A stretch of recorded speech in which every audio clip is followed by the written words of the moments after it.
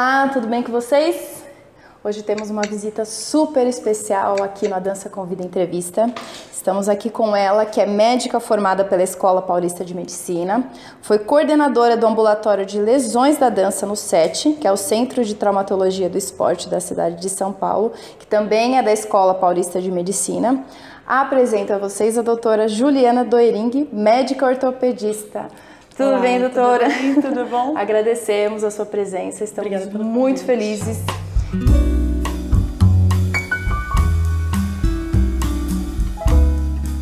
Hoje nós falaremos sobre coluna vertebral. Vamos lá. Doutora, qual a melhor maneira de prevenir as lesões de coluna na dança? Tá. Em linhas gerais, uma forma de prevenção das lesões seria manter um fortalecimento muscular adequado, tá? Tanto da musculatura paravertebral quanto principalmente do core, tá? Um fortalecimento do abdômen é muito importante para que a gente evite as lesões, tá? As lesões tanto por sobrecarga quanto as lesões mais graves. É o que a gente costuma orientar. Bacana. Tem uma pergunta da Glenda, que é uma seguidora nossa também. Ela colocou assim: outra coisa legal também é falar dos desvios de coluna. A gente pensa nas pernas e esquece que 99,9%, isso ela que coloca, das pessoas tem pelo menos escoliose. Como trabalhar, por exemplo, um bailarino com escoliose? Tá. Glenda, 99% você exagerou um pouquinho. Acho que é um pouquinho menos, né? Então, assim, a escoliose é a doença, alteração, deformidade da coluna mais comum, tá? Principalmente em adolescentes, mais comum em meninas, tá? Tem algumas séries que falam de uma prevalência de 25 a 30% nos bailarinos de escoliose, tá? A gente tem a escoliose posicional, que é uma alteração na altura dos ombros, uma coluna um pouquinho mais torta por um lado, por outro, muitas vezes por atividade, carregar de um lado peso de um lado mais em relação ao outro, algumas atividades que fazem com que você tenha um desbalanço de um lado para o outro. Essa é uma escoliose que ela é adquirida, né, com o tempo. A gente não considera uma escoliose, tá? É um desvio temporário relacionado à posição, é posicional, tá?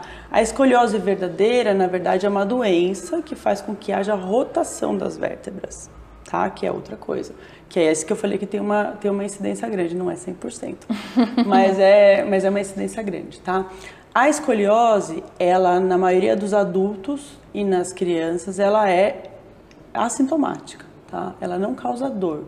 Quando a escoliose ela é acompanhada de dor, outras coisas mais graves associadas à escoliose têm que ser pesquisadas, tá? Então, uma criança que chega no balé e quem vai perceber normalmente se tem escoliose ou não é a professora, tá? Talvez até antes da mãe.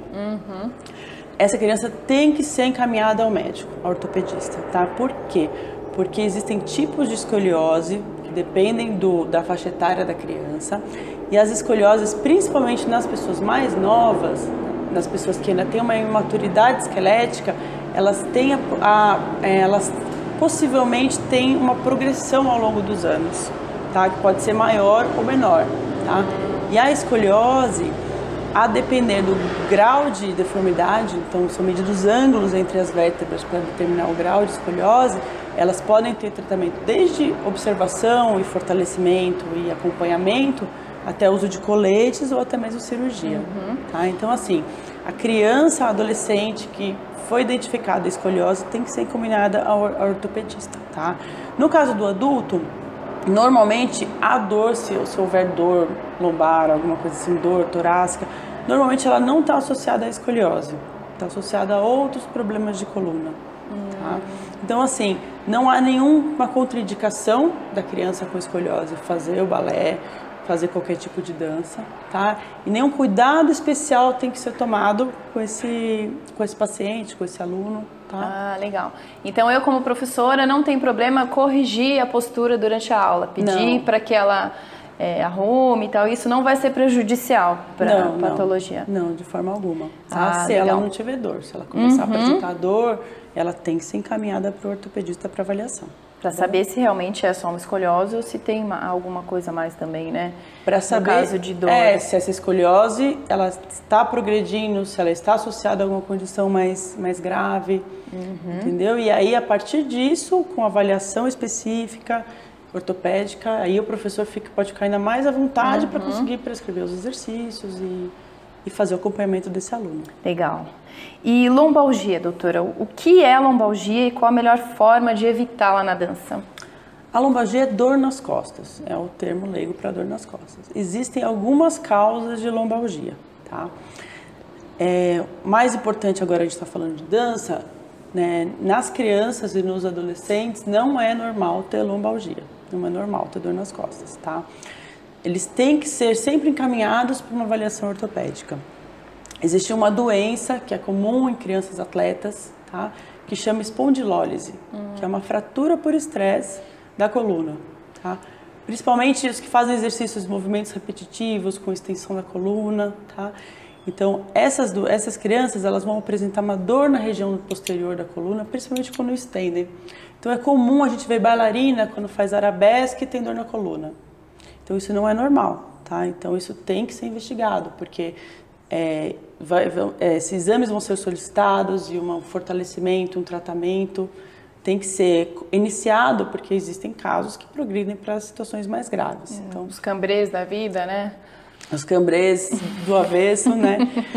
Nos adultos é um pouquinho diferente, tá? Em geral, dor nas costas dos adultos ou é por desbalanço muscular, então falta de fortalecimento, aquilo que a gente começou falando, fortalecimento do core, da musculatura paravertebral, associado a movimentos não ainda compatíveis com o desenvolvimento neuromuscular do aluno em si. Então, não adianta pedir para alguém que nunca fez nada fazer um cambrê até o fim, porque ele vai se machucar, ele vai ter contratura muscular, ele pode ter algum pinçamento de raiz, alguma coisa assim, e pode começar a ter uma dor mecânica nas costas, entendeu?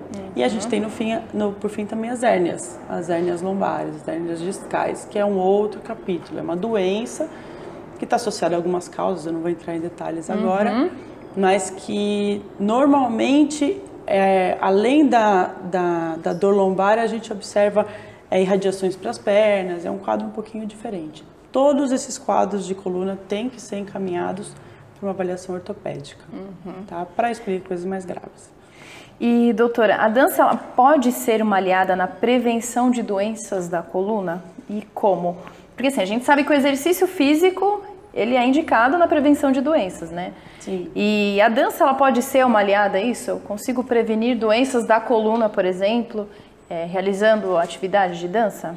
Sim, com certeza, principalmente quando a gente fala de lesões por falta de fortalecimento muscular, tá? Então, as lombalgias mecanoposturais, que a gente chama, alterações na postura. Então, o balé, que eu saiba, assim, na minha concepção, eu acho que é a melhor atividade para melhorar a postura de uma pessoa.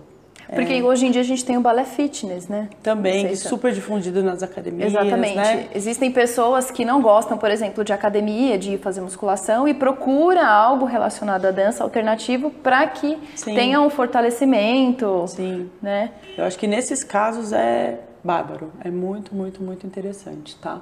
Agora, quando a gente fala de alguma coisa mais grave, por exemplo, essas que eu citei anteriormente, aí não. Aí normalmente a prática do balé é associada a uma atividade de sobrecarga e exercícios nos extremos de arco de movimento, né? Então, coisas excessivas podem levar às doenças não prevenidas. Então, a gente tem que ficar de olho nesse tipo de diferenciação, entendeu? Bacana. Doutora, muito obrigada pela sua presença. De nada. Muito obrigada a vocês, pela presença de vocês aqui em nosso canal. Surgiram entrevistas, surgiram temas. E nós vamos deixar o contato do CET, que é o Centro de Traumatologia do Esporte daqui de São Paulo, que atende gratuitamente, atende bailarinos. Nós deixaremos o contato da doutora Juliana também. E beijão em todos e até a próxima.